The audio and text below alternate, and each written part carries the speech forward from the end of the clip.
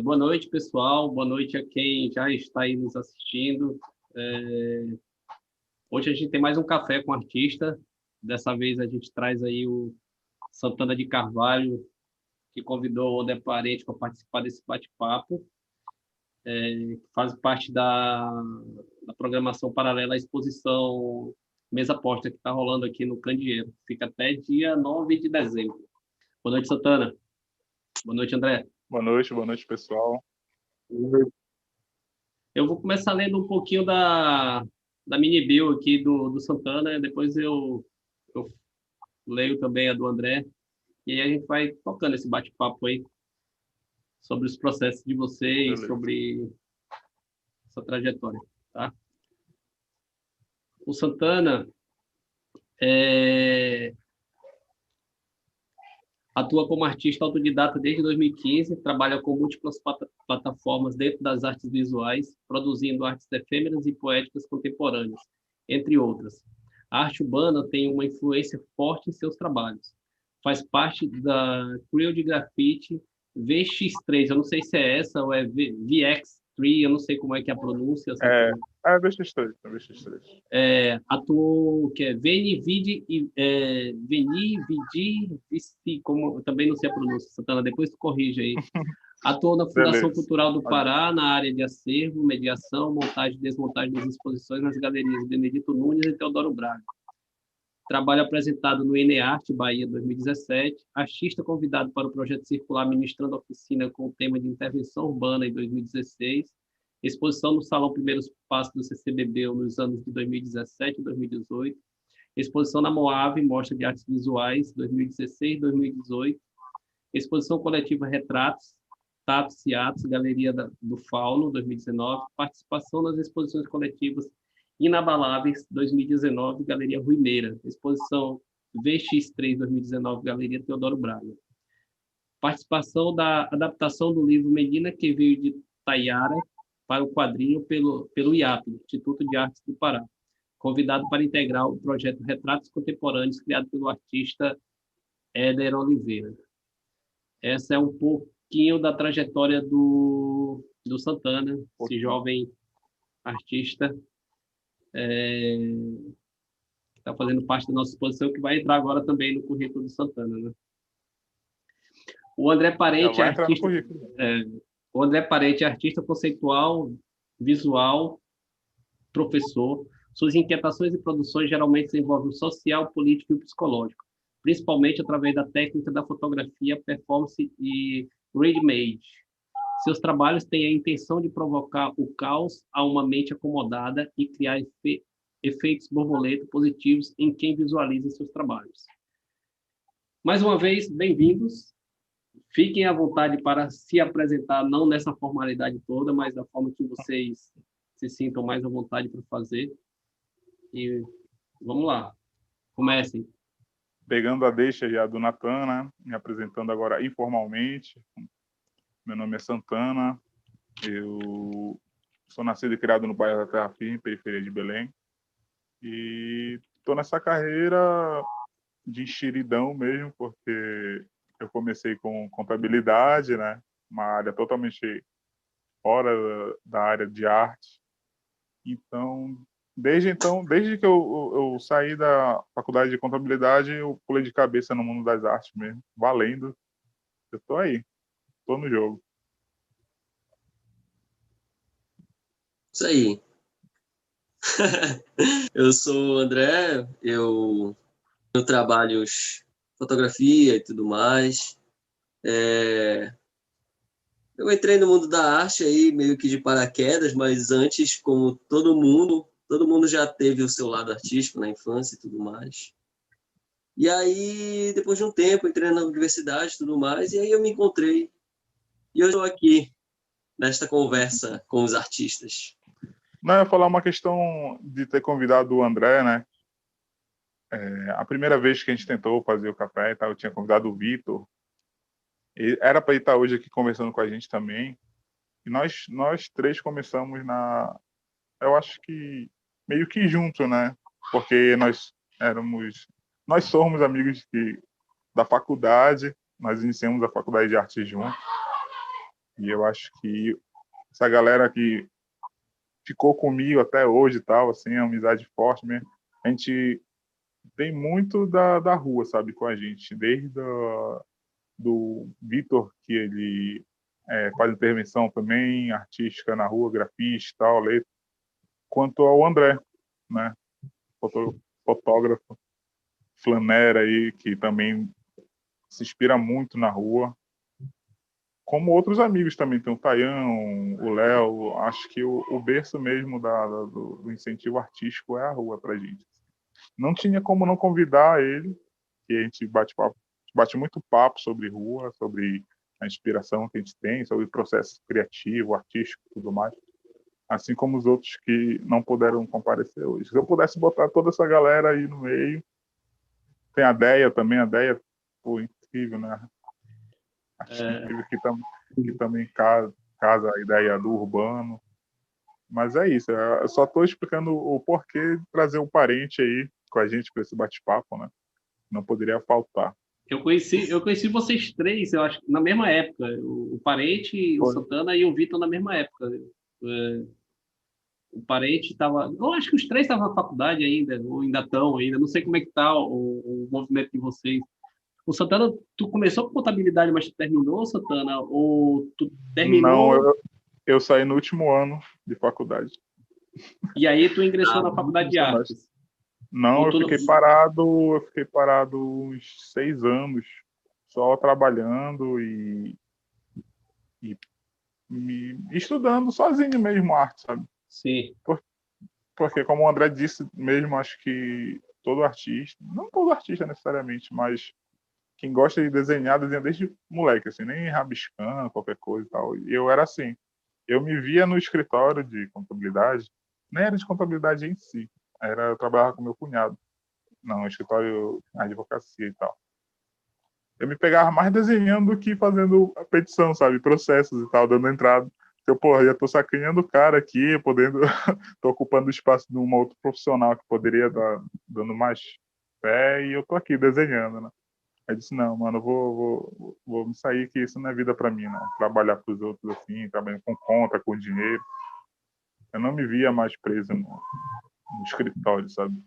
Meu papo era ir pra rua mesmo e tentar a sorte como artista. Eu não sabia PN, como era o cenário artístico de Belém, mas eu botei na cabeça que essa era a vida que eu queria seguir desde então. Isso depois de muito tempo, assim, que eu fui estudando sozinho, né?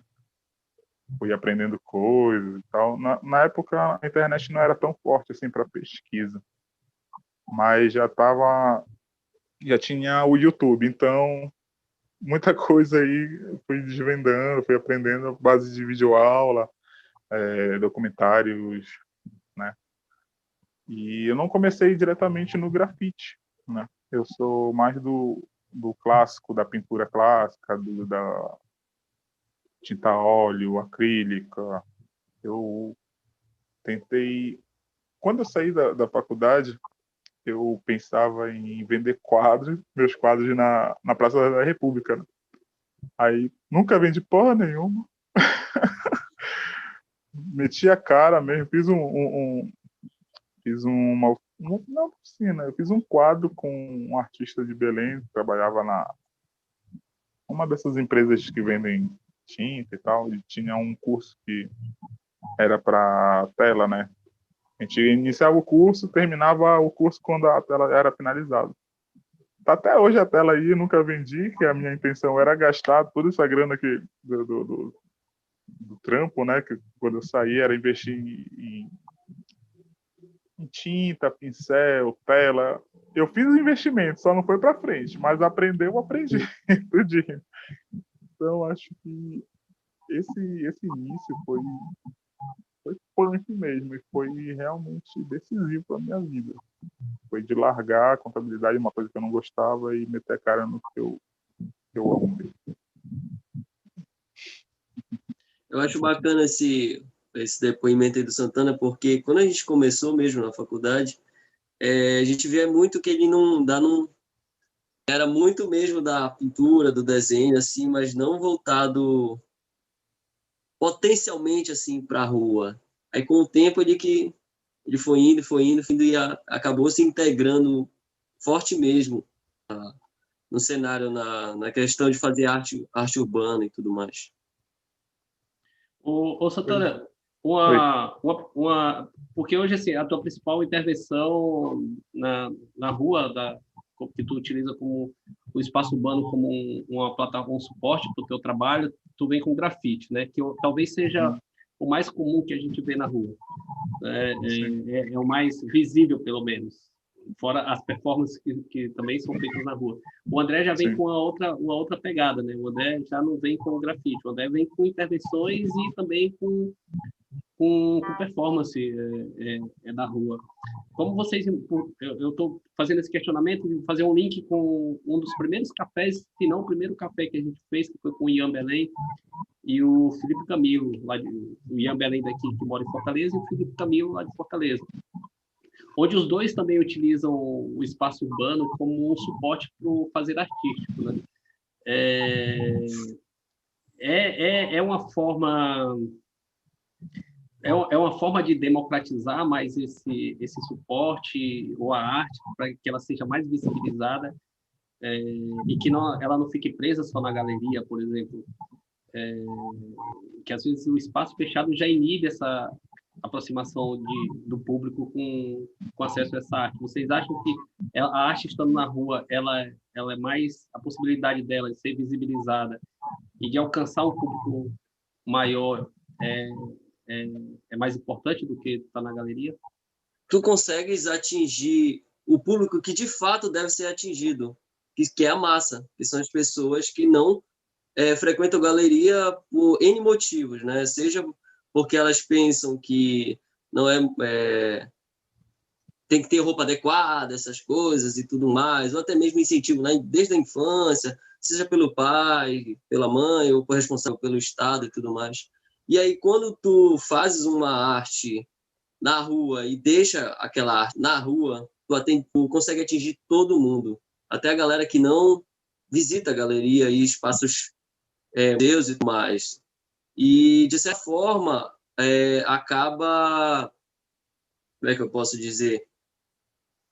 Acaba por fazer os artistas que muitas das vezes não conseguem entrar nesses espaços serem visibilizados.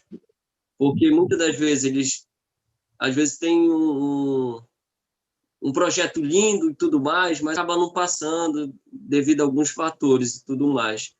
E aí, com a rua, não. Com a rua, ele pode expressar do jeito que ele achar que vai conseguir atingir as pessoas, de certa forma, mudar a percepção da vida delas. Elas podem estar tendo um dia muito, sei lá, atarefado e tudo mais, e aí, quando vê um trabalho, seja grafite, ou seja uma instalação, uma performance, um lambe, né? E isso pode, de certa forma, alterar aquele cotidiano dela, né? Ela refletir sobre o que está acontecendo dependendo do trabalho que está lá.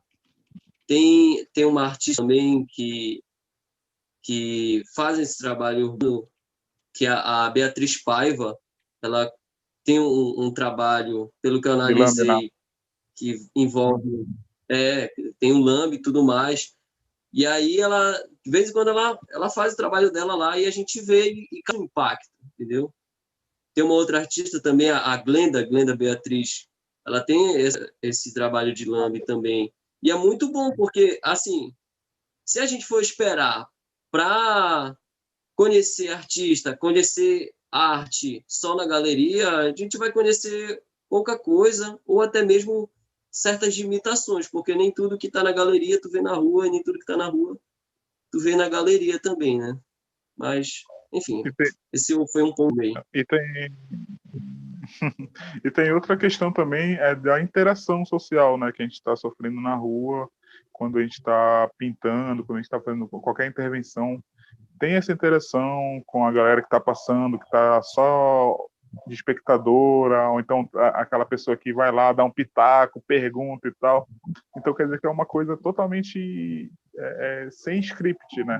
Trabalhar na rua é isso. A gente não tem um script, a gente só sabe que a gente vai fazer ou não o que a gente quer, vai tentar fazer na rua, porque enfim. Acho que em todas as cidades tem as pessoas que olham com outros olhos, que realmente não sabem, estão olhando para ali, né, e já criam conceitos errados. Mas, enfim, essa questão da rua, eu acho que é a principal coisa para se fazer arte na rua, né? Já esperar essa intervenção da galera, essa interação da galera aí. E como o André disse, a galeria, querendo ou não, ela ainda é um meio muito elitizado, né? Ela ainda dá quem frequenta, ainda bem, acho que está quebrando esse paradigma, mas ainda assim são as pessoas que se consideram cult, ou então a galera que se considera de numa autarquia assim elevada da galera, né? Porque eu tiro por mim. Eu só fui entrar numa galeria depois de entrar na faculdade de arte. Mesmo curtindo arte, mesmo procurando, né, fazer arte, eu nunca tinha ido a uma galeria, não sabia de espaços independentes sem ser do governo, mas existem, porra, N galerias alternativas da galera e tal. E, pô, foi um start, assim, pra gente ver que, pô, a gente tem que dar um grito pra galera, sabe? Tem alguma coisa errada aí, porque só depois de velho, no caso eu, entrei numa galeria, mesmo curtindo arte, sabe? E quem não curte arte? Como é que vai procurar? Como vai ter o acesso, sabe? Então, acho que o fazer arte na rua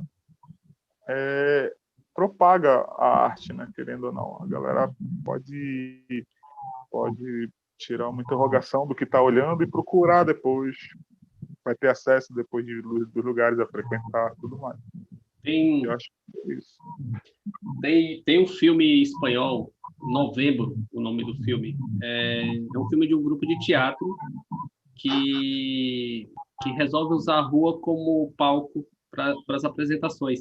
E tem uma fala do líder desse grupo que eu acho que vem um pouco com a tua fala, Santana, que é que a rua não tem script, e aí que o André falou também. Quando você faz a obra, quando você está fazendo sua arte na rua ou fazendo seu trabalho na rua, o público que para não é o público que vai especificamente já para isso, né? Então, eles falam no filme que o público do teatro já sabe o que ele vai ver no teatro. É diferente do público da rua. O público da rua não está esperando encontrar uma peça, um espetáculo de teatro no meio da rua, assim como o público da rua não está esperando uma intervenção, uma performance na rua. Então, a reação é outra. É uma reação talvez mais espontânea do que aquele público que vai para uma galeria sabendo que vai encontrar algo nesse sentido lá. Eu acho que um pouco com essa fala de vocês, com essas possibilidades que a rua te propõe, te oportuna, né? Eu vou tirar uma dúvida contigo, Santana. O grafite até hoje ele ainda tem ainda há uma visão em relação ao grafite como uma arte vândala, por exemplo. Ainda há um público que vê o grafite não como uma expressão de arte, mas como uma expressão de vândalos ou vandalismo, enfim. Eu cito isso, o que aconteceu, por exemplo, em São Paulo, quando o Dória assumiu a prefeitura, né? São Paulo era a cidade toda grafitada. Ele mandou passar tudo de cinza ali. Então, é você olhar o grafite de uma forma muito pejorativa, de uma forma muito, muito negativa e sem nenhum conhecimento do que é o grafite, né? Do que é esse tipo de expressão artística. Eu acho que aqui em Belém é uma cidade também bem grafitada. Eu não sei quais são as dificuldades que tu enfrenta ao grafitar. Eu olhando no teu Instagram, tem uma imagem tua numa escada no topo de um galpão, assim. Para quem não conhece, para quem não sabe o que está fazendo, pode ver aquilo de uma forma, poxa, o que esse cara está fazendo aí? Ainda tem essa dificuldade, tu ainda encontra essa dificuldade na hora de trabalhar. Natan, é assim, eu acho que quando o grafite deixar de ser ter o vandalismo, ele não vai ser grafite, né? Porque a essência do grafite é é o vandalismo, cara. Não tem como escapar disso, e eu acho que quando ele deixar de ser um ato de vandalismo, ele vai deixar a essência dele. Então, acho que mesmo indo para a galeria, o grafite, ele não pode deixar de ser proibido, né? Uma coisa proibida. E o que vai para a galeria, geralmente, é a técnica, né, cara? Porque grafite tem que estar na rua, cara.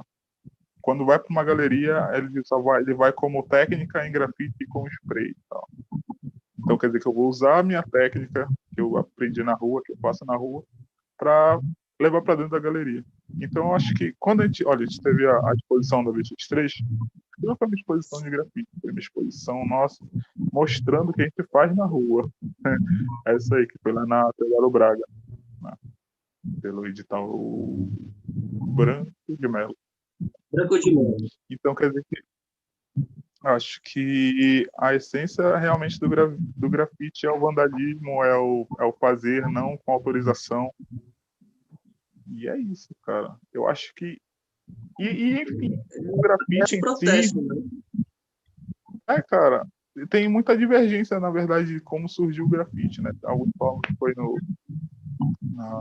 Nova York, outra galera diz que foi em Londres, né? Galera punk e tal. Surgiu primeiro. E em Belfast, na Irlanda do Norte, também há um movimento muito forte. Tem também. Tem essa parada. E grafite em si é tudo que é proibido, cara. Desde letra, quanto pichação. Essa denominação que a nomenclatura, pichação, tag, grafite, bomb, weed style, a gente trouxe para cá, para o Brasil, porque no resto do mundo, onde é proibido, é proibido. Não importa se é bonito, se é feio, quem determina que seja bonito, que seja feio. É tudo proibido. É tudo pichação, no caso, pra gente aqui, né? Sim. Mas eu acho que tem que rolar mesmo essa parada de achar feio e achar bonito, saca? Sim. Tem que ter isso, cara, porque isso que dá o tesão mesmo de ir pra rua e enfrentar, tem que enfrentar essa utilização ou esse abraço da galera. E vocês estavam falando sobre a questão da participação de vocês no Prêmio Rodrigo de Melo Franco. E aí, essa coisa, né, de levar o grafite para dentro de um espaço que é totalmente diferente do campo da rua, né? Como é que vocês enxergaram essas possibilidades de que o trabalho fosse, de alguma maneira, levado para dentro de um espaço que, enfim, tem já um corpo definido, né, que é uma galeria, em contraponto à questão da experiência que você já tem na rua? Assim, quais foram as tensões, dificuldades que vocês acharam? Como é que foi essa experiência? A experiência, como tem vários integrantes, foi que a gente não entrou no consenso, sabe? Mas a única coisa que a gente definiu é que o que a gente ia fazer lá não era grafite, né? A gente ia estar pintando utilizando a técnica em spray. Porque realmente o grafite é para estar na rua e tal. A gente levou para a galeria imagens do que a gente faz. A gente grafitou uma parede grande lá com o que a gente faz, né, na rua. Só para a galera pegar essa identidade mesmo. E querendo ou não, pô, a galeria é nossa, a galeria é pública, né? A gente tá lá para ocupar e a gente conseguiu dar uma ocupada legal. Querendo ou não, foi uma das exposições mais visitadas, se eu não me engano, a da Teodoro. A gente conseguiu meio que chegar onde a gente queria, sabe? Que era atingir a molecada que tá começando, incentivou pra caralho assim, a cena, movimentou bacana. A galera que já tava pintando chegou comigo, chegou com uma galera perguntando como fazia e tal. Então quer dizer que despertou muita vontade da galera e despertou a curiosidade de como ocupar aquele espaço, né? Sim. Não, pode falar. Outra questão assim que eu queria, né, que de alguma forma transpassa essa experiência, por exemplo, vocês se inscreveram em que ano no prêmio, né? Que é um prêmio já desenvolvido pela galeria já há um tempo, né? Sim. E que dentro do aspecto do edital tem questões que de alguma maneira trazem a contrapartida do artista, né, e da fundação, né, da Fundação Cultural do Pará. Dentro do que vocês desenvolveram enquanto artista, além da questão relacionada à obra dentro do espaço, quais eram as outras, porque você fala da divulgação, do coletivo, quanto se mobilizou para que isso ocorresse, além dessa questão dessa mobilização trazida pelo coletivo, vocês enxergam que houve um outro esforço ou algo que vocês desenvolveram para que a obra tivesse posta lá no espaço? A correria foi intensa, sabe? Quando a gente soube que a gente tinha passado no edital, a gente ficou correndo atrás de tanto patrocínio, porque está liso, a gente não tinha como fazer tudo que a gente queria pela falta da grana. A gente pensava que a premiação, né, viria antes até, que era para a gente fazer com o dinheiro da premiação uma parada melhor, sabe, ao nosso ver. A gente foi captando grana com um, com o outro e tal. A gente mesmo fez aquela coleta legal e conseguiu desenvolver, conseguiu imprimir as fotos. A gente mesmo botou no Passepartout, sabe? Cara, foi muito legal mesmo, assim.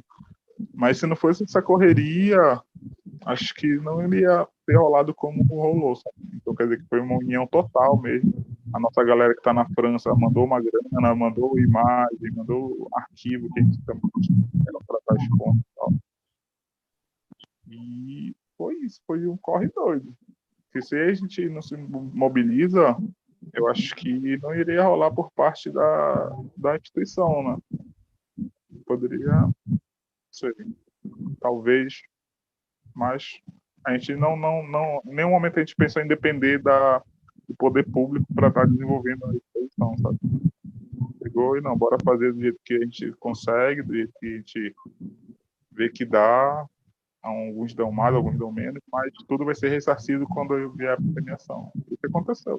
A gente gastou do que não tinha para já pensar no dinheiro futuro, né? Era para reembolsar a gente e tal. Mas porque material de grafite é caro pra caralho, assim, principalmente aqui em Belém. E a gente não tinha o tempo para mandar pedir de outro lugar, que seria mais barato. E então a gente fez com que rolasse que tinha aqui em Belém mesmo. A questão de fotografia também é um custo a mais, né? A impressão e tal. Mas rolou bacana. Ocupou bem o espaço lá.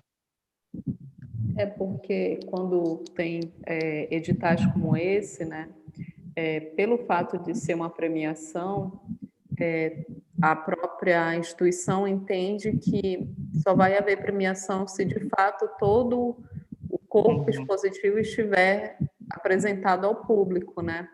Sim. Que a gente vem de uma realidade que é uma realidade que nos traz uma série de esforços financeiros, né, para que o desenvolvimento de um trabalho, independente se for grafite, trabalho, como você falou, o próprio spray já é um material muito caro, né? E diversos suportes, então quer dizer, há também um investimento e muitas das vezes esses artistas são autônomos, né? Trabalham mesmo a partir de experiências que a trajetória vai conduzindo. Então, às vezes, editais como esse acaba de alguma maneira ao mesmo tempo que premia, né, dá possibilidade de você ter um valor, mas ao mesmo tempo acaba forçando que esse artista que já tem, né, de alguma maneira, todo o esforço dentro desse mercado, tire dinheiro do próprio bolso, né, para estar executando um projeto e que o prêmio não compensa muitas das vezes, ainda mais dentro de uma atmosfera coletiva, né, ou seja, há uma premiação ali, mas que ainda vai ser dividida para uma série de artistas que estão contemplados na exposição. Então, até que ponto é, de fato, uma premiação, né? Enfim, são questões assim que eu coloco, porque Eu acho que há uma série de situações dentro do circuito da arte que a gente precisa repensar. Eu acho que os editais, ele, ao invés de ser algo, né, que dita uma premiação, de fato pensasse no artista em seus processos como um todo. Que esse corpo de artista nem sempre tem a garantia diária de um valor ali com ele para poder bancar, né?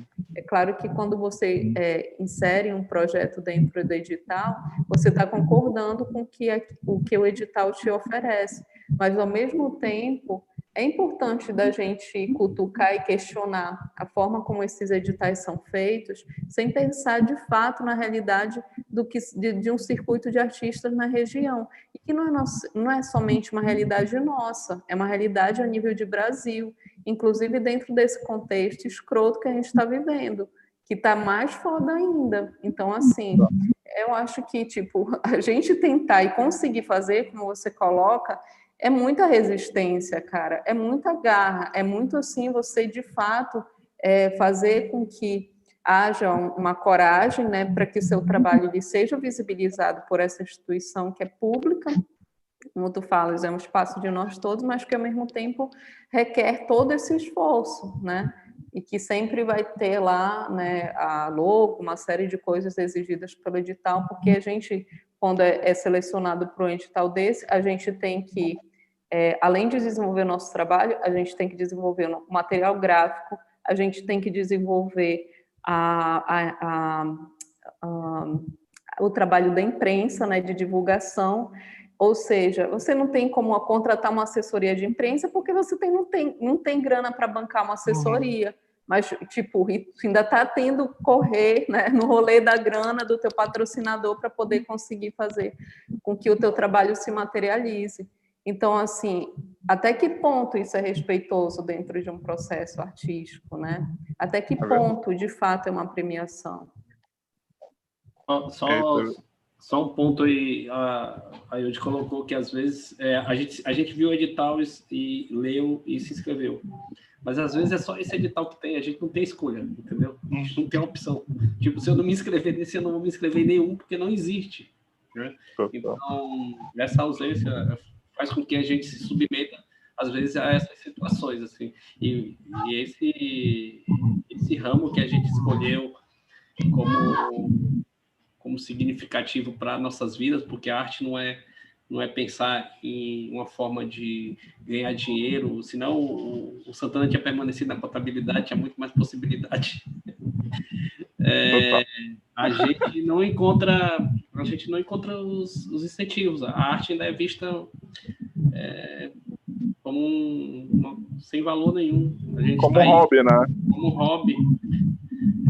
Tem uma fala do Sebastião Salgado que ele disse que quando ele decidiu abandonar a Organização Mundial do Café para se dedicar à fotografia, o chefe dele falou: olha, minha mulher quer ser fotógrafa, minha filha quer ser fotógrafa, todo mundo quer ser fotógrafo. Isso não vai impedir você de continuar trabalhando aqui, quando você tiver tempo você fotografa. Mas não é isso, entendeu? Não é um hobby, é uma coisa que a gente acredita mesmo. Enfim, desabafamos aqui e tal. Tem uma galera aqui, a Charlotte falou que meu tio é artista, eu não sei qual é de vocês dois. A minha sobrinha. E ela também fala que meu sonho dela, né? é ser artista e me inspira no meu tio Santana, agora que eu vi. E o Cleiston tá dando um parabéns aí pra galera. Valeu. O Santana trouxe algumas imagens. Santana, você quer apresentar essas imagens? Quer continuar do bate-papo? Como é que a gente faz? Você que decide. Vocês, né? O André também. O André tem alguma fala ainda sobre essa discussão que a gente abriu aqui? Sim. Já falaram, teria que falar. Tem poucos editais, né? Até então tinha um edital, mas já faz muito tempo que tem. No salão tinha muitos presentes, eu acho, para tá muito tempo sem editais, só está sendo artistas convidados. E aí a gente para pensar.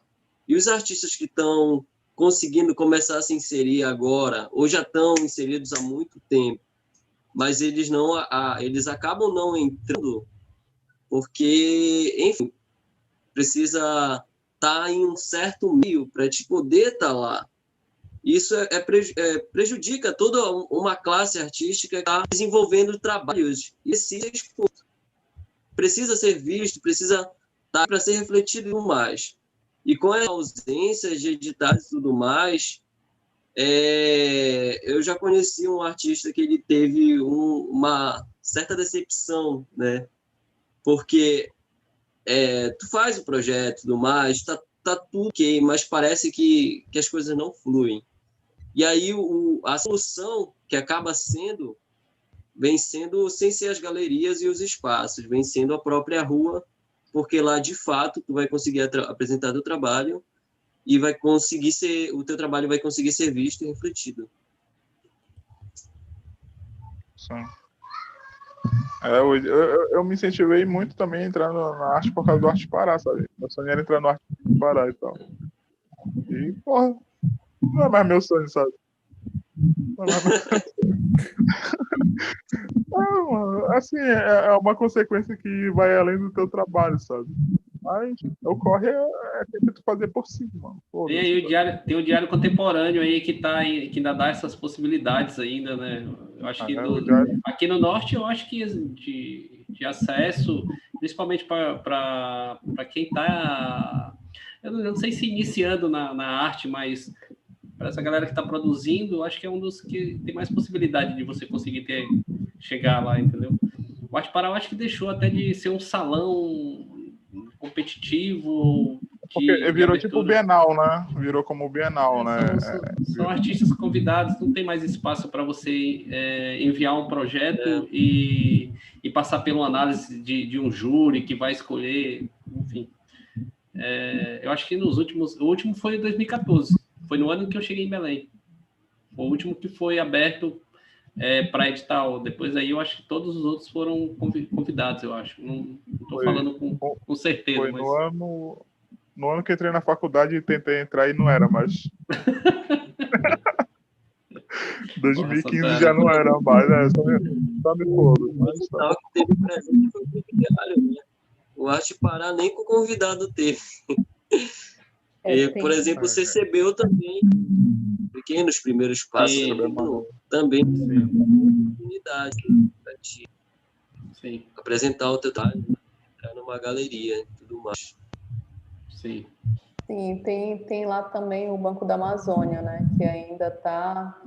É um edital complexo, né, ele não facilita muitas coisas, inclusive, né, no plano orçamentário que é solicitado, assim, é um pouco daquilo que a gente tinha comentado anteriormente, então, quer dizer, você tem um valor, mas é uma demanda muito grande de coisas, inclusive show que é importante, né, ter um show musical, valorizar as outras linguagens, mas eu acho que quando é a opção do artista para que isso ocorra dentro do que ele está desenvolvendo com exposição, mas há uma obrigatoriedade nesse sentido, então há uma série de questões, né, que você precisa cumprir na inscrição que você acaba vendo o valor que, de alguma maneira, né, poderia ser algo interessante enquanto investimento no teu processo, aí acaba se diluindo por uma série de investimentos, né, e de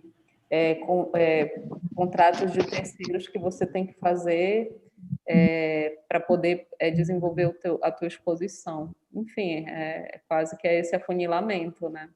E sempre sobrando migalhas, né, de fato. O Banco da Amazônia lança esse edital e é muito louco, né? Tem que ter anotado tudo, o custo de quase tudo que vai apresentar.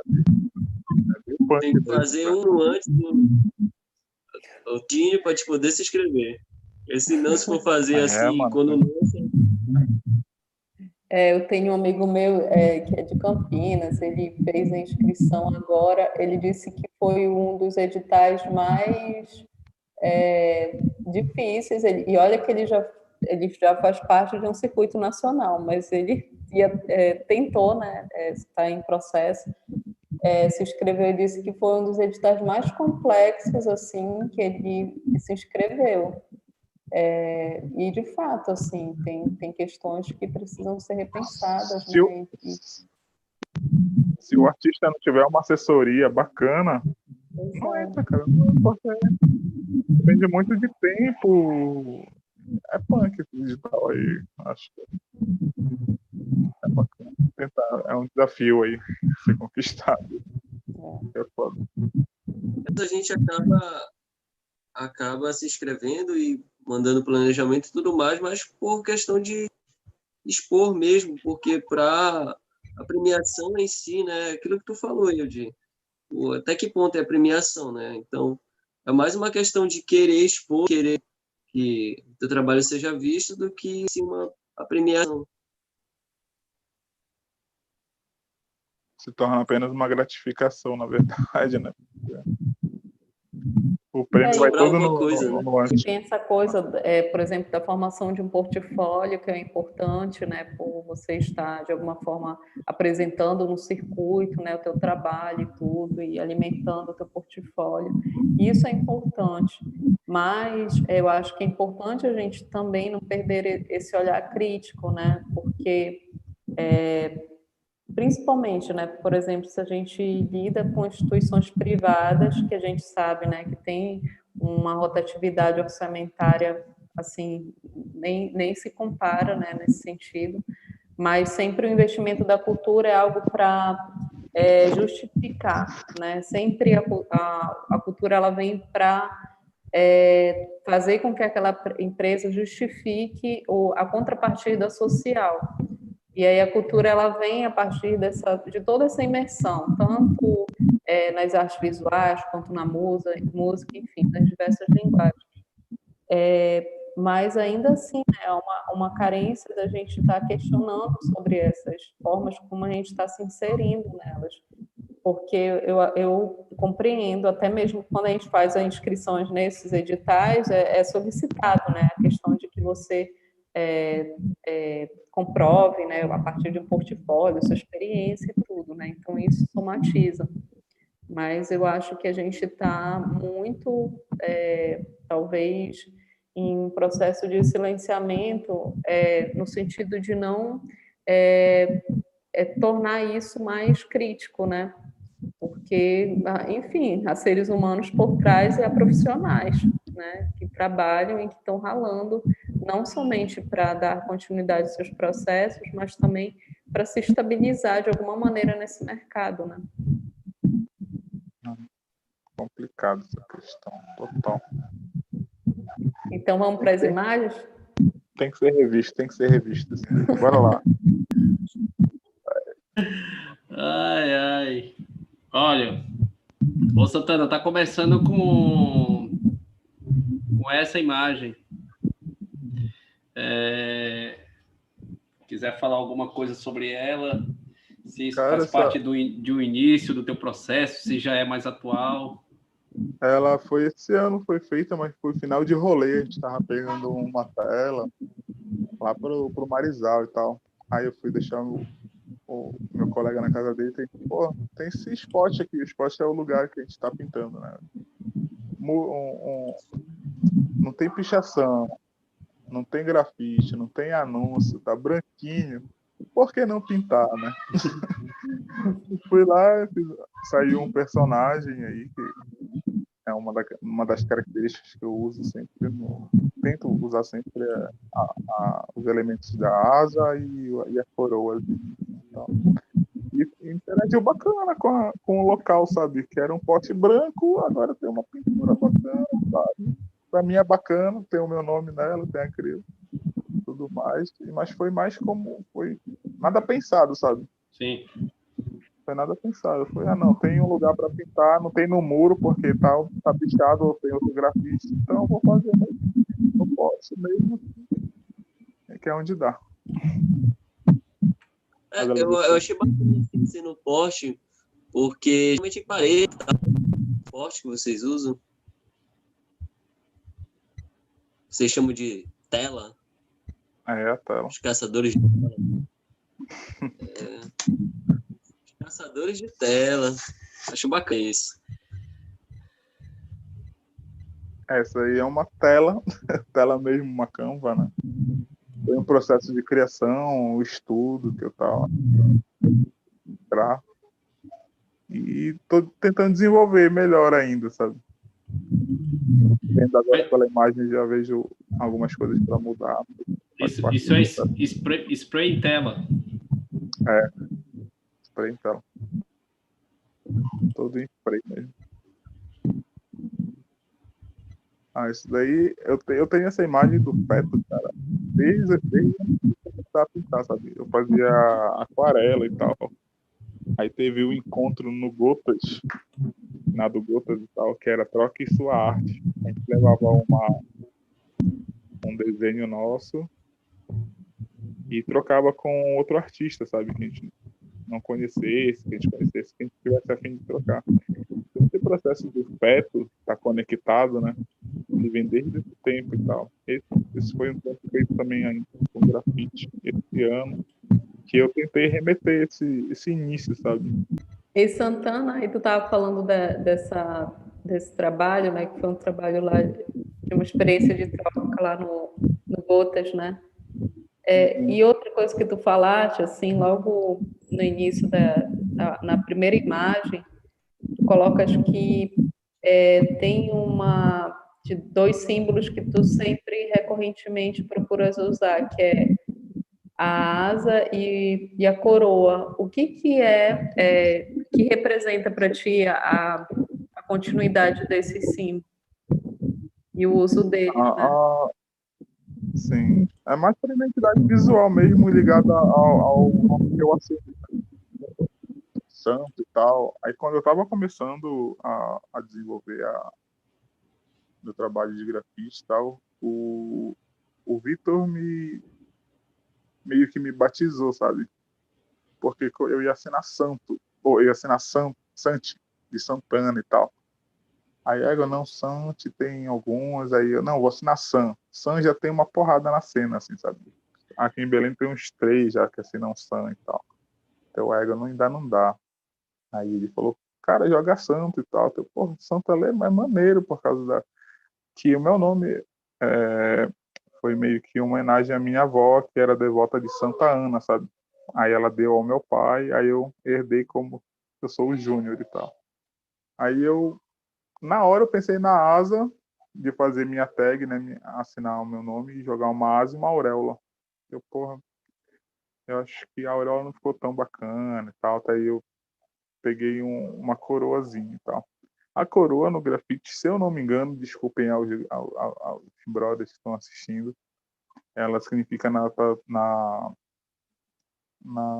próprio grafite, né? Como o cara que está dominando o espaço e tal. Mas essa não é a minha liga, sabe? Essa não é a minha questão de botar coroa. Mas estético e identidade mesmo. Procurar uma identidade visual no meio da galera. E já se tornou mesmo que um símbolo legal para mim, que remete muito quando eu faço os trampos e tal.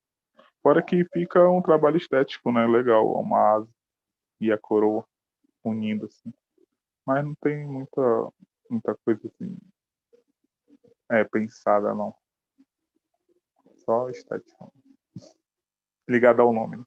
Ô Santana, aí assim, a gente está passando essas imagens que seguem essa estética que tu utiliza e tal da coroa e das asas, né? Uhum. Eu tenho uma curiosidade em relação à obra que está aqui. Que a gente que tá ali, aí ele está mostrando, né? Que a técnica a gente sabe porque tá na descrição da obra, mas ele é uma meio surreal assim essa personagem que tá, né, uma mulher em volta de um rio. Toda vez que a gente olha para ela, a gente vê uma coisa diferente assim. Toda vez que eu olho, eu interpreto ela de forma diferente. É uma personagem que esse estilo, tu já carrega, já traz com Eu venho com ele mais nas ilustrações. Eu não passo muito por o muro, porque tem essa questão de material também e tempo, sabe?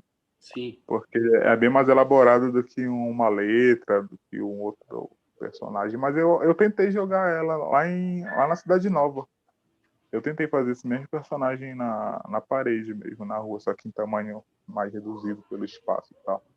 Mas é uma viagem lúdica mesmo, assim, sabe? É pensar em alguns elementos, pensar nela, uma mulher grávida e tal, algumas dificuldades que podem ou não estar surgindo na vida de alguém, mas foi um momento de viagem mesmo. Mas eu uso muito essa técnica nas ilustrações, no papel mesmo, sabe? E fazendo prato, porra, um suporte muito foda, foi um desafio louco, assim, sabe? Primeiro, antes de pegar o prato, eu já tava viajando, cara, o que eu vou fazer? O que eu vou bolar e tal? Será que eu mando letra, tipografia, né, no caso de grafite, alguma outra coisa aí? Não, deixa eu tentar mandar uma ilustração que eu tenho um domínio maior sobre o papel e pode me ajudar no suporte do prato, né? Aí rolou, assim. Foi bem na hora mesmo que eu fiz. Eu não tinha pensado, só fiz um sketchzinho antes de passar pro prato. Aí eu fui botando elementos e melhoraram mais um pouco a estética e eu acho que uma leitura poética sobre feminicídio, né? Essas questões que estão... Porra, esse ano foi punk pra caralho. Não que nos anos anteriores não tivéssemos sofrendo isso, né? Mas a mídia, ela botou uma bem em pauta mesmo sobre essa questão que a maioria tampava os olhos para não estar enxergando, né? Que é uma parada muito escrota, cara. Que é a questão do feminicídio, homofobia e tal. Algumas pessoas elas interpretam não como uma mulher, mas sim como um homem ou uma pessoa trans e tal. E eu acho maneiro essas várias interpretações, sabe? Que, A, porra, a, foi. a minha primeira interpretação foi de um homem. A Hilde foi que, quando olhou, já viu a mulher grávida. Mas a primeira interpretação que eu fiz foi de um homem, e depois que eu passo a ver ela como... Eu te falei, cada vez que eu olho para ela, ela vem outras camadas, assim, Muito louco. das que eu vi. É isso. Não sei, quer falar alguma coisa, Hilde? Não, assim, dessa questão, né, que é algo que eu vim acompanhando já desde da experiência de sala de aula, né? Eu tive, assim, um grande presente ter esses meninos como alunos e vinha, assim, sempre nas minhas aulas, o Santana, ele vinha muito com sketch, assim, né? Eu percebia isso, assim, era sempre a participação dele na aula, né? Claro, ele estava ali, mas ele estava sempre produzindo. O desenho é algo assim que acompanhou, acho que toda a trajetória dele na academia, assim, né? E eu acho que é interessante essa questão dele ter esse material e de olhar para isso e ver de que maneira e qual materialidade ele vai ganhar, quais são os desafios, né, que aquela determinada ilustração apresenta, porque como tu falaste, né, dependendo da complexidade dela, pode ser que ela não dê conta ainda de ir para uma parede, né, para uma extensão maior. Mas eu acho que tu tem um acervo de cadernos, assim, que é interessante, assim. É outro processo, tá ali, né? E que é algo que tu estás acumulando já durante muitos anos, e que eu acho que a gente ter esse olhar cuidadoso do processo ser um arquivo também, porque, enfim, quando tu colocas que é um material que essa imagem é algo que tu já vinha desenvolvendo, que tu já tinha de desenhos e tudo, quer dizer, já faz parte da memória de um processo que tu estás insistentemente ilustrando, né? E aí chegou um momento que tu olhou e viu, não, eu acho que é essa imagem que vai para o prato, né? E toda essa Cara. loucura que foi. Às vezes eu esqueço que tu foi minha professora, assim, sabe? Eu conheço, caralho. Foi minha professora, que onda, cara, que massa, assim, sabe, essa parte toda. Muita onda, muito louco, muito bacana. Mas eu acho que é isso, essas experiências, assim, elas são importantes, né, da gente guardar e não deixar, não descartar. Enfim, Eu imagina, acho assim, que né? a questão mesmo do guardar fica muito implícito, né? Porque Olha o que André já massa, pegando o sketch já. olha ele. Ele tem Ô, mais Bey, desenho guardado que eu. É uma questão de memória mesmo, assim, sabe? E eu acho que essa inquietação de estar sempre rabiscando, sempre buscando um novo traço, sempre. Acho que isso é bacana para quem produz direto.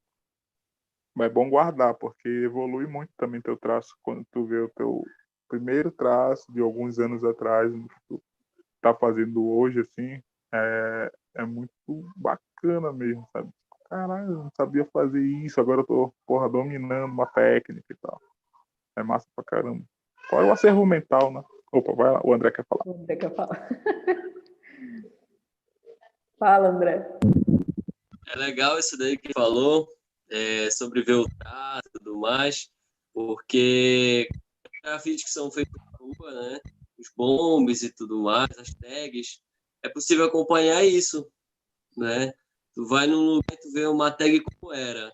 Aí, de repente, tu vê aquela tag já diferente, né? O próprio artista, ele acaba andando pela rua e acaba fazendo, como é que eu posso dizer, um mapa mental de como o processo dele foi e tudo mais. E o próprio observador na rua também consegue perceber da técnica, do como ele fez, da personificação, enfim. É mesmo. É bom. É um outro caderno, né? O caderno está na rua nesse O sentido. caderno tá ali. E é o que alimenta a gente também tá na rua, né? Querendo ou não, é um ego que infla quando a gente passa e vê a nossa produção feita de mexer, que está intacto. Então, quando tem uma provocação que a pessoa vai e cobre a gente, você vai lá e cobre de novo. É muito louco. Era exatamente isso que eu ia perguntar, Santana, porque a partir do momento que você vai com sua obra para a rua, ela está suscetível à interação, né? De quem está na rua. E era esse tempo que ela permanece, ou essa provocação, como tu falou, que vai um outro cobre ali uma parte, depois você, opa, eu vou aqui. Mas há ela não é tão efêmera assim, né? O grafite ele não é tão efêmero como outras. Ele permanece mais tempo, né? Às vezes você vê um grafite que fica durante muito tempo, né? Até o próprio artista que faz um trabalho, ele pode ir lá e cobrir o próprio trabalho, sabe? Fazer uma outra coisa, tipo, 2 meses depois, logo assim, sabe? Até mesmo por ter conquistado aquele espaço. Então ele já se torna uma tela fixa dele, sabe? Pô, eu vou renovar, vou fazer outra intervenção, vou fazer outra letra, outro personagem e tal, porque aquele cantinho é meu e tal. E rola muito, muito isso mesmo. A gente sempre tá vendo grafite sendo renovado na rua, no mesmo espaço, sabe? Eu ia falar que o Cleison disse que o Santo, quando ainda era estagiário, ficava na fila do banco desenhando os papéis. Que ele achava no Era meu chão. chefe, pô. Meu chefe aí, pô. Porra, chefe tá me cortando aí. Não Ainda, sabia. ainda bem que era no papel que tu achava no chão. Já pensou se fosse nos boletos de pagamento? Porra, mano. Eu te falar que rolava também, tu não vai acreditar.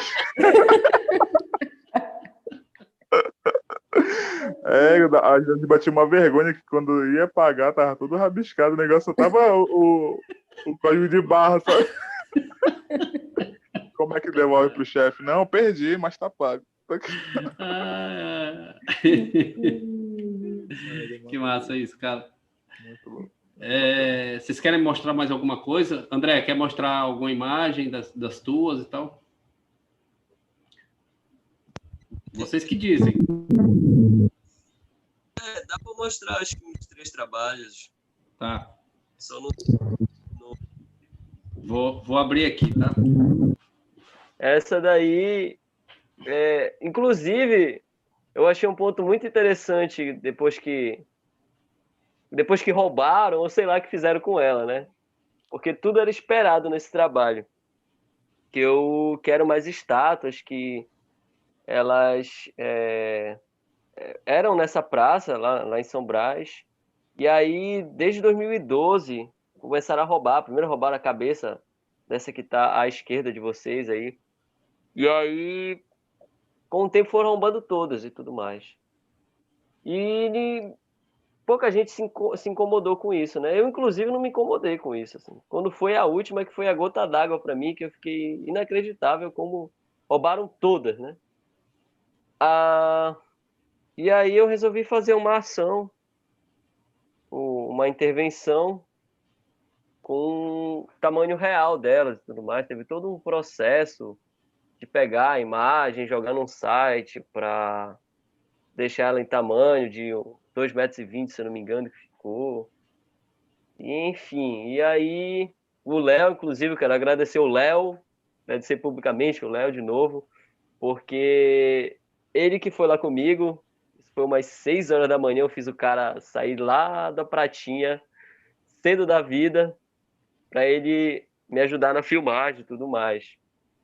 E aí foi justamente isso, porque foi uma ação feita na rua para quem estava ao redor e para quem está nesse cotidiano saindo do centro, indo para as periferias, né? Que é a pessoa que trabalha, que pega o bonde, que tem muito bonde que sai lá do centro e vai lá para o resto de Belém, para justamente ver se essas pessoas se incomodavam também.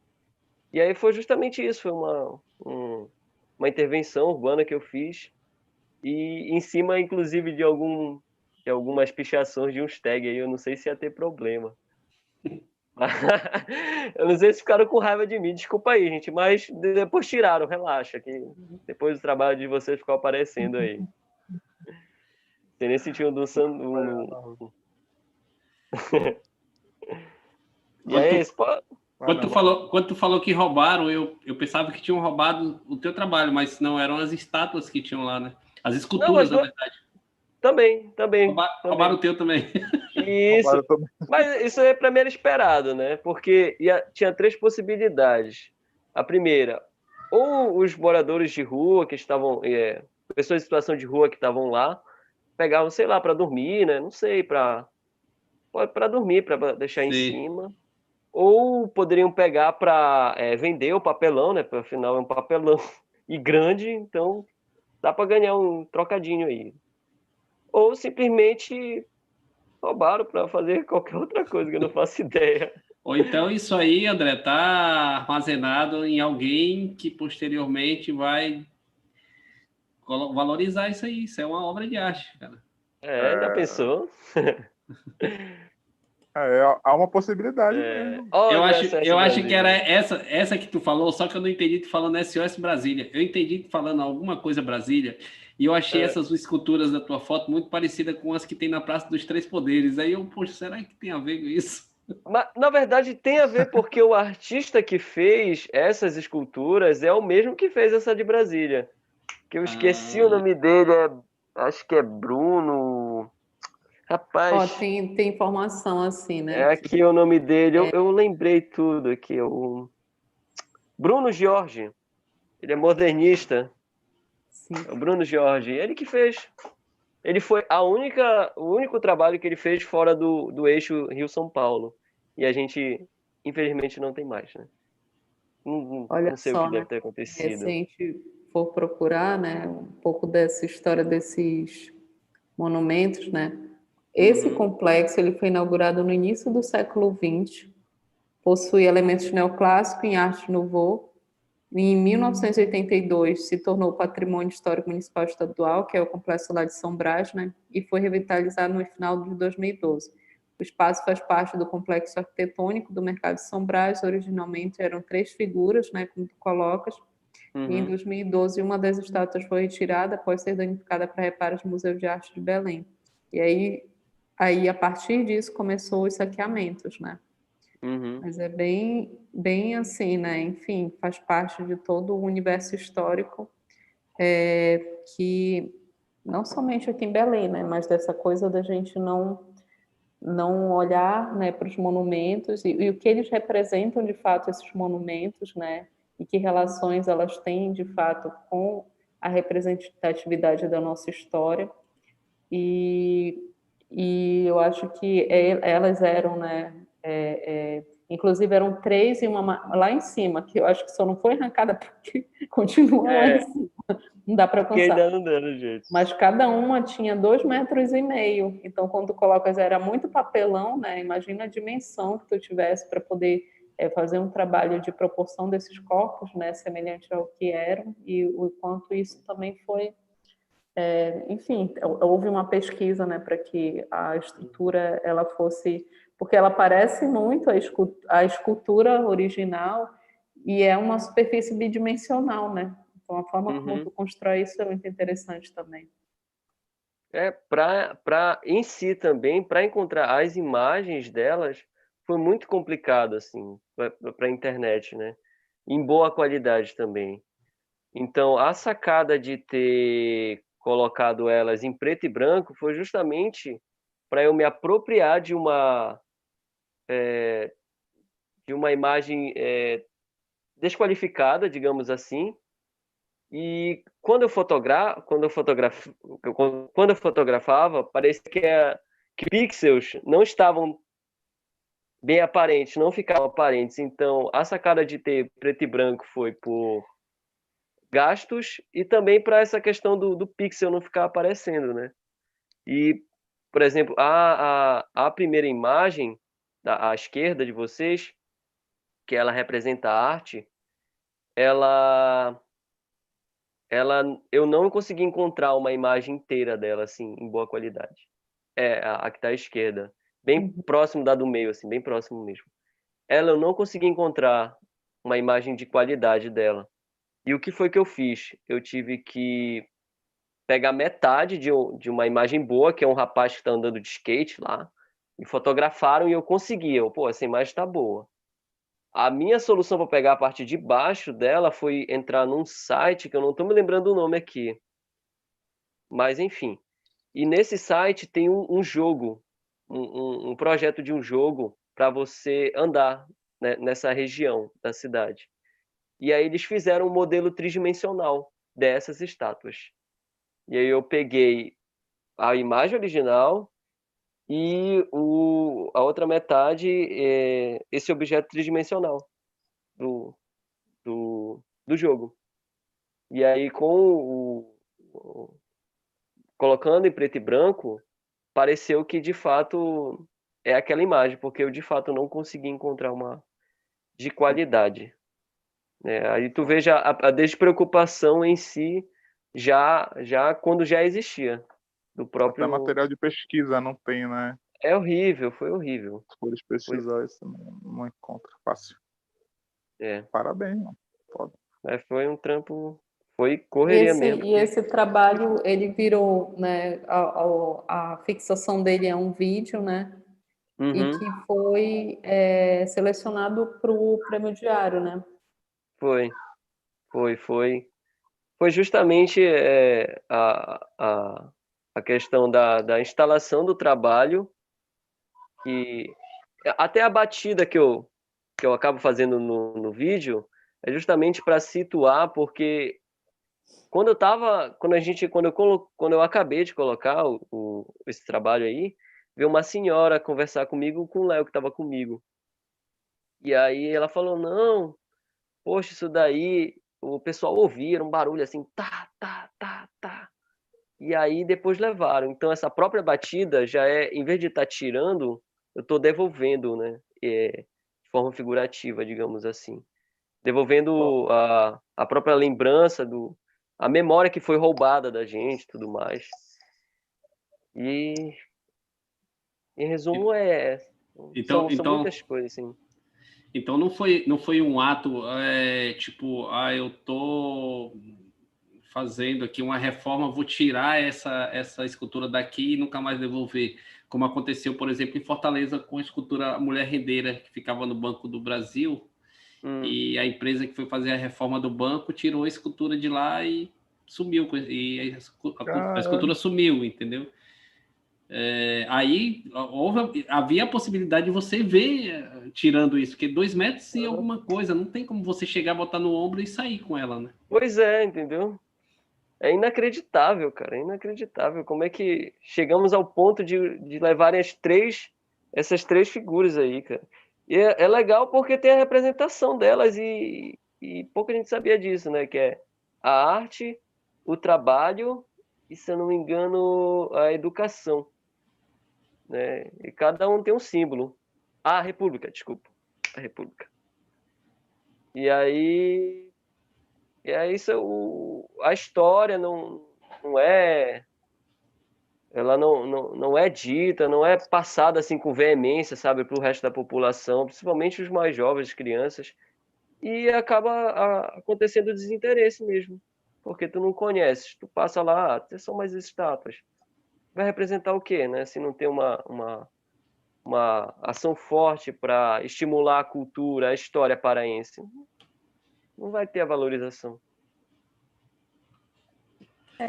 E tem a ver um pouco com esse universo, né, do grafite. Eu estava tentando perceber nesse sentido que esses apagamentos que são colocados dentro dessa esfera patrimonial, né, são os apagamentos apresentados nesse cotidiano que invisibiliza o próprio grafite, né? Porque você só percebe que aquilo está, de alguma maneira, entrando em um processo de apagamento se você, de fato, tem uma relação com aquela imagem, com aquela tipografia, com aquele circuito de cores e formas que estão ali dentro do teu cotidiano. Se você não se relaciona com isso, você, primeiro, talvez nem note, ou se nota, talvez nem se aproxime de alguma forma que não perceba esse apagamento, né? Então é meio que isso, né? A visualidade, assim, a nossa relação com essa visualidade, ela ainda é muito precária, né? E isso é por uma série de contextos, né? Que vai desde da forma como a arte ela vai se construindo e resistindo dentro do universo da educação, da maneira como essas metodologias dentro do universo do ensino vêm adquirindo novos espaços, novas possibilidades e utilizações de materiais que possam estar contemplando isso, da qualificação, né, contínua desse profissional e abertura para que ele, de fato, tenha a possibilidade de se qualificar. E toda essa margem, assim, né, cultural que está presente dentro desse cenário. Então, é bem difícil, né? Assim, romper tudo isso e fazer com que a gente acredite que mais daqui a pouco não vai ter, ou já está acontecendo a depredação de um outro monumento na cidade, porque de fato a gente não se relaciona com ela, né? Sim. Esse espaço não é aquele, não é o mesmo. Não, isso daí já é em Outeiro, aqui em Outeiro. Sim. E aí o que aconteceu? Eu percebi que do bairro da Água Cristalina até o final do bairro da Brasília, começou a surgir várias SOS Brasília, assim, em portes, em fachadas de lojas, enfim, principalmente em portes. Foi como um alerta, pelo que eu percebi, né? É um artista desconhecido, ou um grupo desconhecido, não se identificou, apenas colocava SOS Brasília, porque Brasília é um dos bairros mais perigosos, digamos assim, né? Eu que moro aqui não vejo, né? Mas pelo que a mídia passa, ou até mesmo pessoas aleatórias falam, enfim. E aí começaram a colocar SOS Brasília, como se Brasília realmente tivesse precisando de ajuda, seja ajuda policial, social, econômica e tudo mais. Eu achei sensacional. E no próprio bairro ficou cheio, assim, sabe? Cheio, cheio. E esse foi uma das que eu fotografei, né? E esse daqui ficou. Eu achei interessante também que ficou no azulejo de uma casa, bem de uma casa bem para a pista da feira, assim, né? Mas enfim. Aí esse é um que eu falei aqui nos trabalhos. Esse Agora, trabalho mostra muito o teu lado flaner também, né? Tu tens, assim, de capturar as imagens das ruas, É, que tu eu gosto observas, né? muito. Muito bacana, cara. Eu sempre incentivo o É, André porque geralmente com esse trabalho dele. a gente fica andando. Passa despercebido, né? É como acho que foi a Simone Moura que falou um dia pra gente desse desse jogo É, de imagens que a gente passa, né, cara, e não percebe o que realmente é para perceber e tal. E com o tanto de imagem que tem, a gente é obrigado a ver na rua, né? A gente já passa despercebido por muita uhum, coisa. É muita informação aos nossos olhos que a gente acaba passando batido, assim. E esse SOS chamou a atenção. Então, o teu lado flaner uhum. de tá andando, tá percebendo isso, foi que acho que te instigou mais a perceber os outros SOS Brasília também. Porque se eu acho que tu não tivesse muito esse lado, tu Sim, não teria essa sacada, né? Que eu acho muito maneiro. não só para complementar assim o que ah, o Santana está colocando, né, desse trabalho de flané, eu acho que essa coisa também o André ele vem dentro de um espaço, de um território assim que é de resistência diária, né? Porque Sim. você mora em Outeiro e tem essa questão de um deslocamento que cruza, né? Até chegar a Belém, cruza um tempo, cruza várias imagens, relações, pessoas, enfim, é um universo de narrativas, tanto visuais quanto textuais, que te acompanham, que eu acho que naturalmente isso vai ao encontro do teu processo, assim, porque quando tu paras e observa, é porque esse tempo, né, que tu te relaciona nesse espaço até chegar num determinado destino, seja aqui em Belém ou lá em Outeiro, é algo que vai estar percorrendo a um tempo, que é um tempo de memória dentro do teu trabalho, né? Então, acho que tem, assim, uma relação do deslocamento, do tempo, das observações e das narrativas que tu vai ao encontro e também que te apresentam, assim. Eu acompanho muito, assim, as postagens que tu colocas, eu acho, assim, maravilhosas, assim, porque tem uma certa ironia, aquilo que tu postas tem uma certa ironia, sempre motivando o riso, tu traz sempre a questão do outeiro, então acho que reafirmar o lugar e perceber que esse lugar também tem uma história, que tem uma história importante e que ele é também um centro, ao invés de ser o centro aqui em Belém, ele também está ali enquanto centro, é você perceber que por exemplo, quando tu falas da questão né, dessa escrita que começou a aparecer em diversos cenários dentro de Outeiro, enfim, eu acho que e tu registrar isso, né, que eu não sei se tu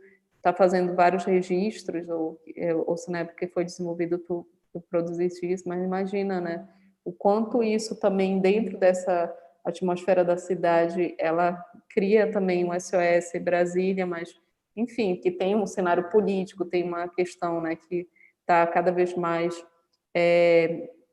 fazendo com que a gente entre em um estado, né, quase que de cansaço, né, todo dia é uma notícia podre que a gente escuta, mas eu acho que tu tem essa coisa, assim, do teu convívio com esse deslocamento te traz uma experiência dentro do teu processo.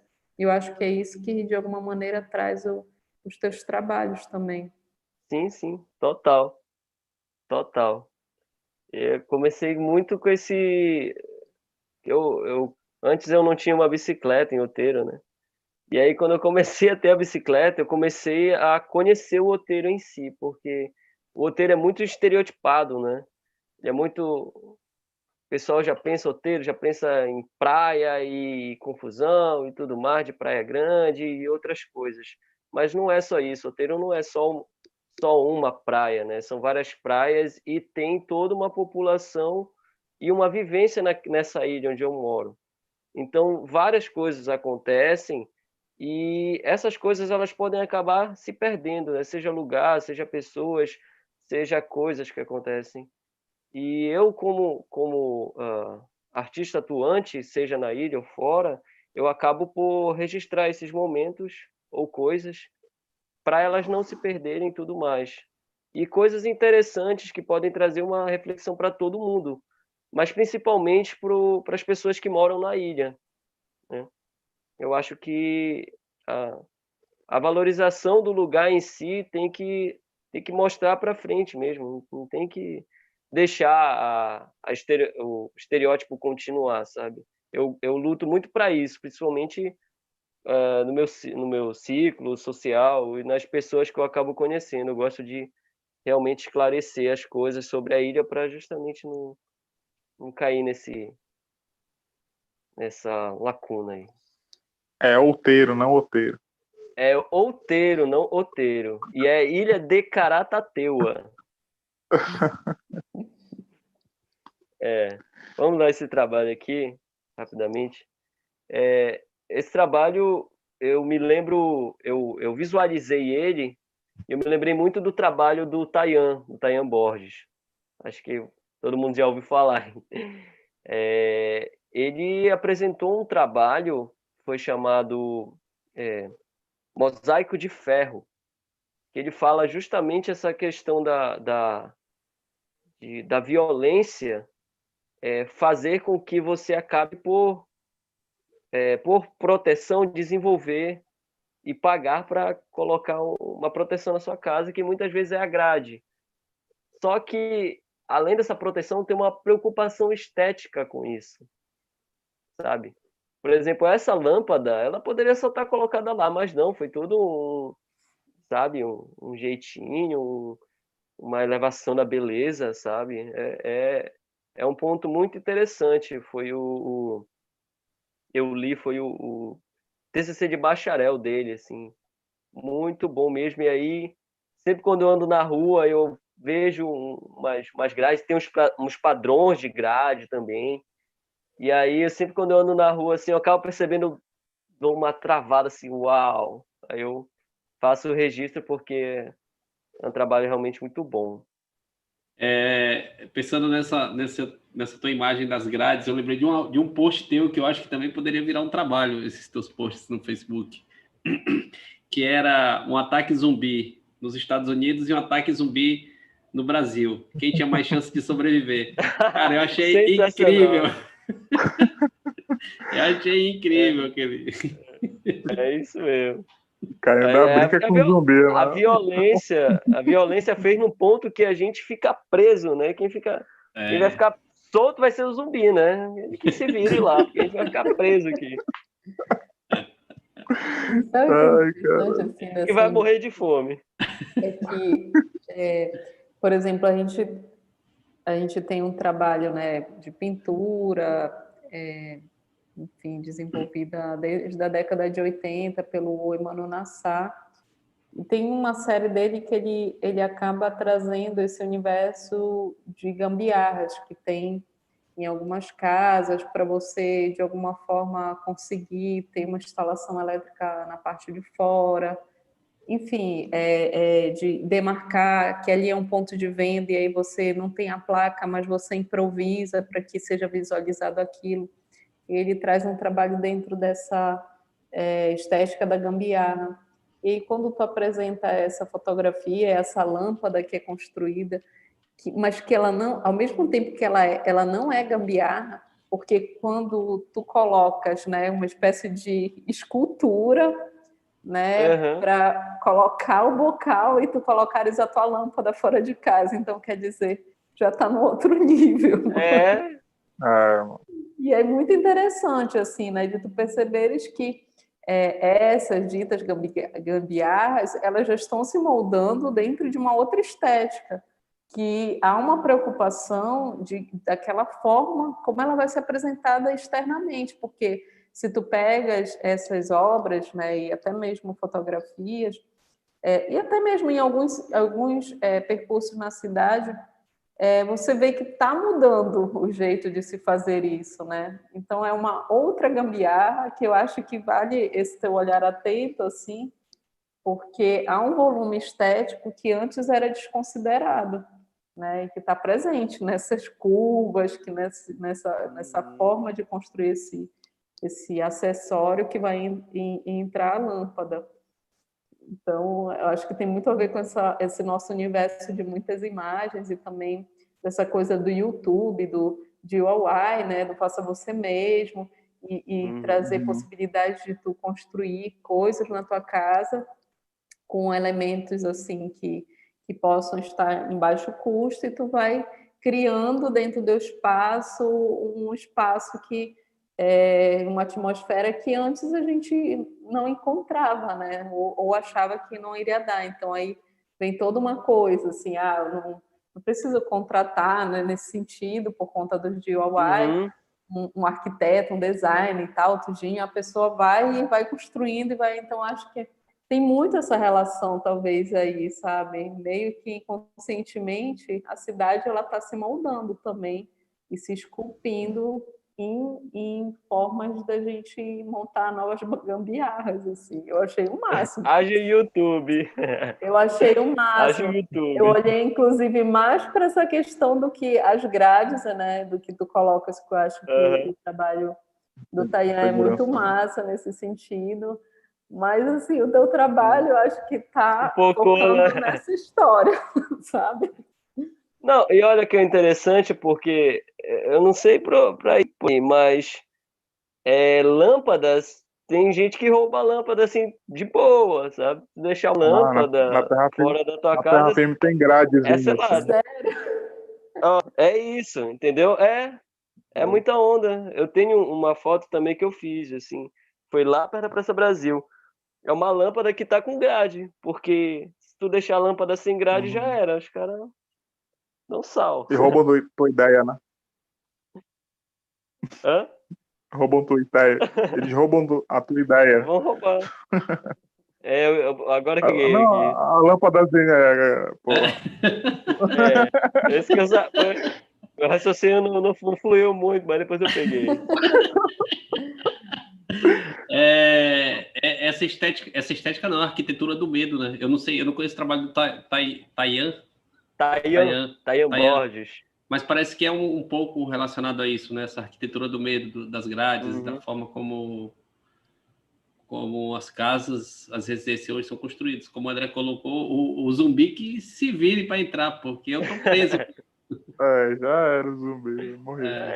Eu morri de fome.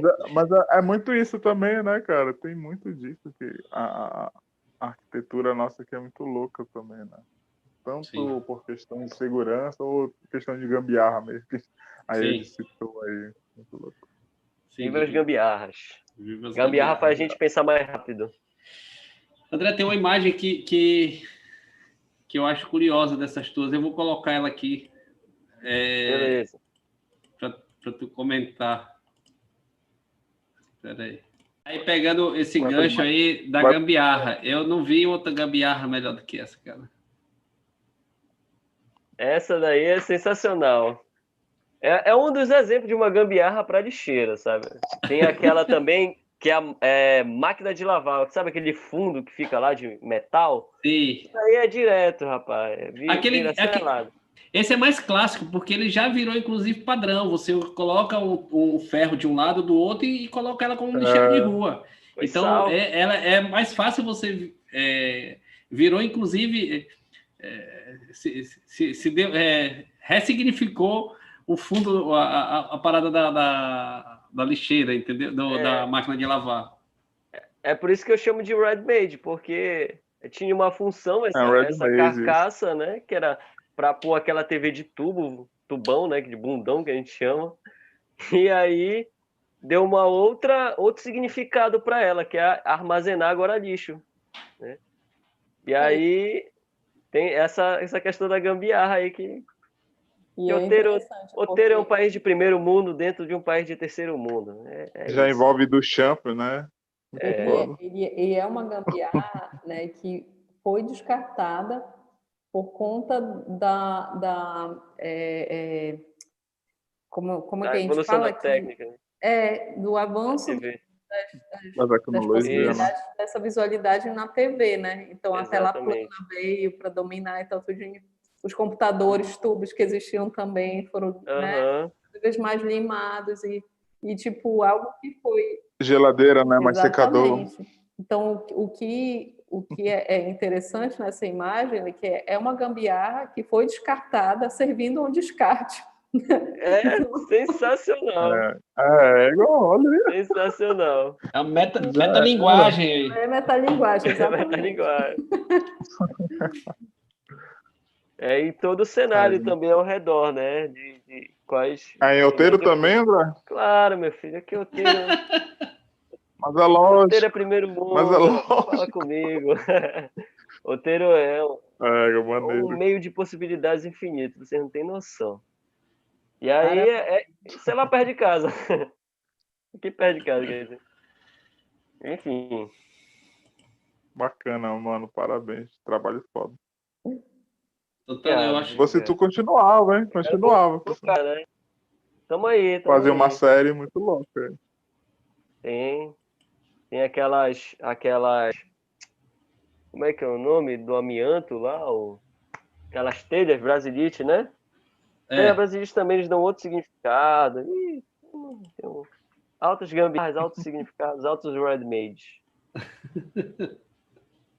Meus queridos, então que a gente continue fazendo as nossas ressignificações, nossas resistências nesse universo da rua, seja no grafite, seja através do stencil, seja através da fotografia, de intervenções urbanas, mas que a gente movimente a rua e faça com que a rua nos perceba de alguma forma. Eu acho que vocês estão fazendo isso e que continuem trazendo assim experiências como essa que vocês trouxeram hoje para a gente continuar acreditando, né, que é possível e que também que a gente está